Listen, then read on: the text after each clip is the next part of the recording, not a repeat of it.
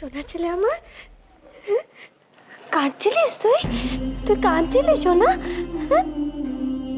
কেন কাঁদছিলিস সোনা ছেলে আমার? মায়ের ওপর অভিমান হয়েছিল না? মা তোকে না বলে চলে গেছে বাড়ি ছেড়ে, খুব অভিমান হয়েছিল মায়ের ওপর। দেখ দেখ না, আমি আমি শুধু তোর সঙ্গে দেখা করবো বলে এসেছি, লুকিয়ে লুকিয়ে এসেছি, কাউকে কিচ্ছু বলিনি। তোর বাবাই কিচ্ছু জানে না। তোর বাবাই যদি জানতে পারে না তাহলে খুব রেগে যাবে, খুব রেগে যাবে।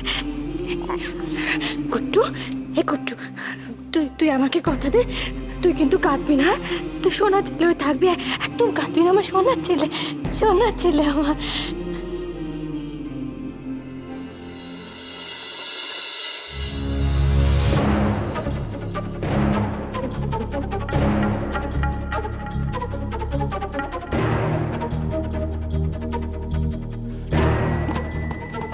ওর বাবা মাকে তোমরা জোর করে বাড়ি থেকে তাড়িয়েছো। ওর মা না ফেরা পর্যন্ত এই কান্না থামবে না। তুমি মিলিয়ে নিও।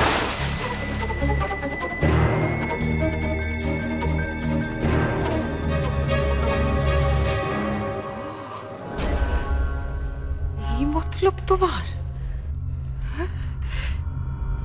এই জন্য তুমি তুমি একই পাড়ায় ফ্ল্যাট নিয়েছ, যাতে আমার ছেলেটার কাছে রোজ আসতে পারো আর ওর কানে বিষ ঢালতে পারো। তুমি বাড়িতে তো বড় বড় কথা বলে বেরিয়েছিলে, দাদা বৌদি শান্তির জন্য বাড়ি ছেড়ে চলে যাচ্ছ, তাই না? এই তার নমুনা?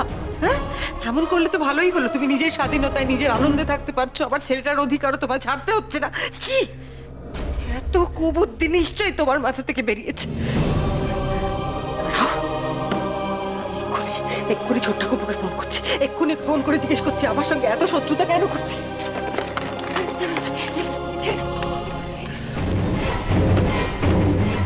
দিদি ভাই, তবে তোমার, তুমি তুমি ওকে ফোন করো না। দেখো, কেউ কিচ্ছু জানে না।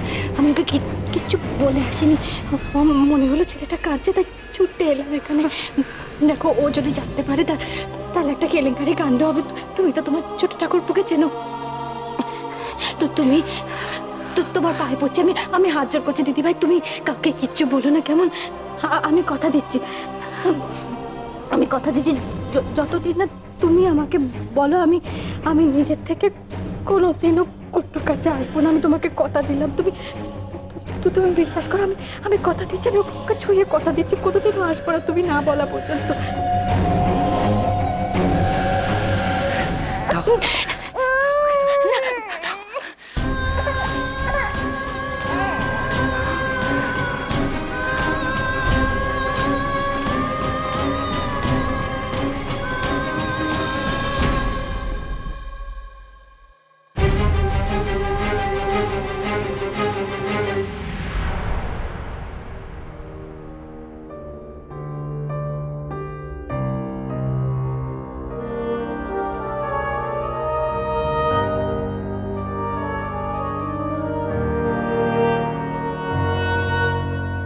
এত রাত্রে কোথায় গেছিলে তুমি?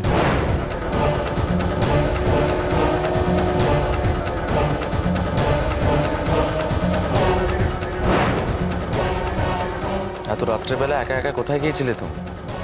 উত্তরটা দাও। নিচে। নিচে কেন? দম বন্ধ লাগছিল, ঘুমটা ছুটে গেল তো তাই। ভালো নতুন জায়গায় এলে মাঝে মাঝে এরকম হয়। তুমি তুমি এটা বলতে পারতে আমাকে। ভয় হয়ে গিয়েছিল আমার।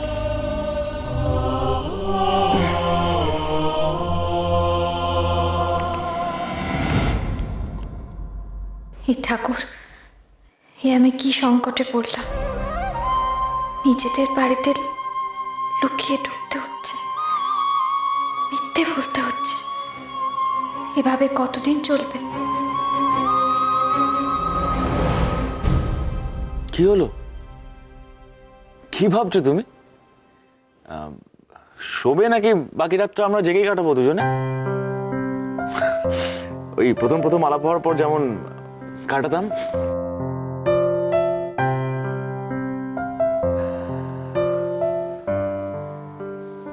আশা করি তুমি কোনোভাবেই মৈত্র বাড়িতে যাও না।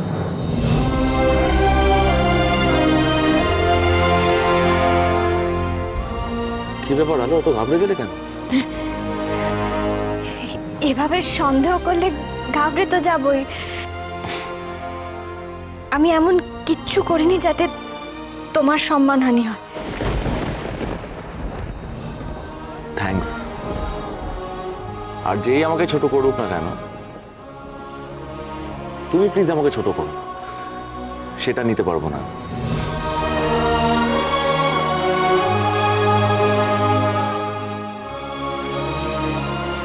হ্যালো, আমি জানি আমি বেশি ডিমান্ড করছি তোমার কাছে। হ্যালো,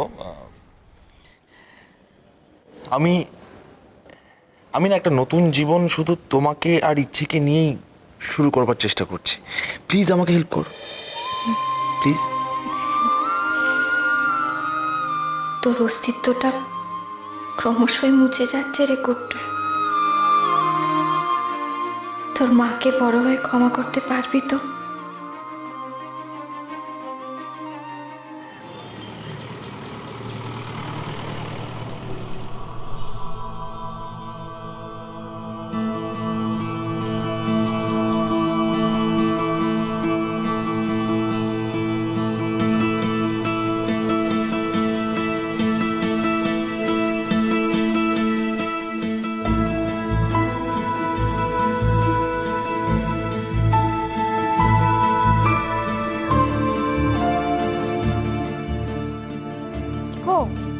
ওঠো।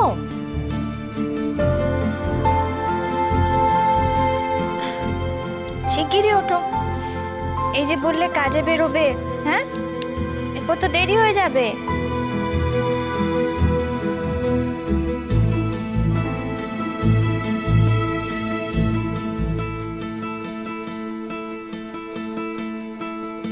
কি গো,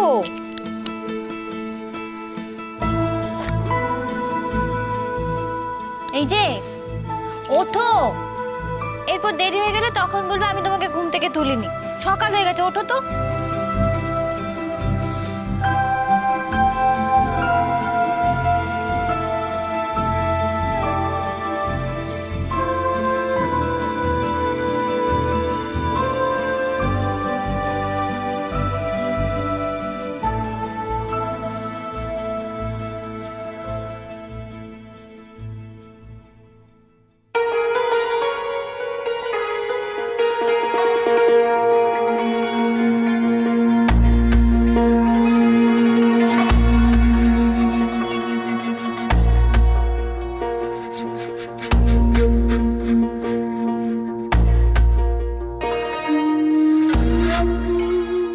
কি মুখ দেখেছে ঘুমটা ভাঙলো আজকে।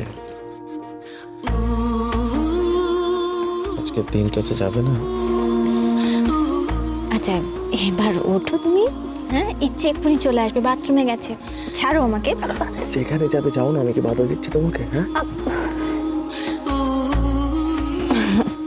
তোমার লজ্জা শরম নেই না? ছাড়ো আমাকে, এক্ষুনি ইচ্ছে বেরিয়ে আসবে।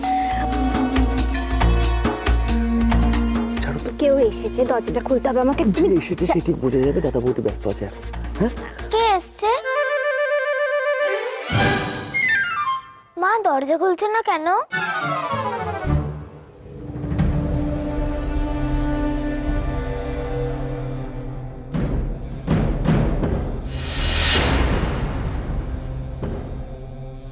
ও মা, আন্টি তুমি?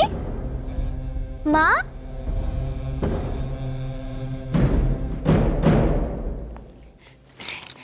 আপনি নিশ্চয়ই সায়ন্তিকার মা, ভেতরে আসুন না।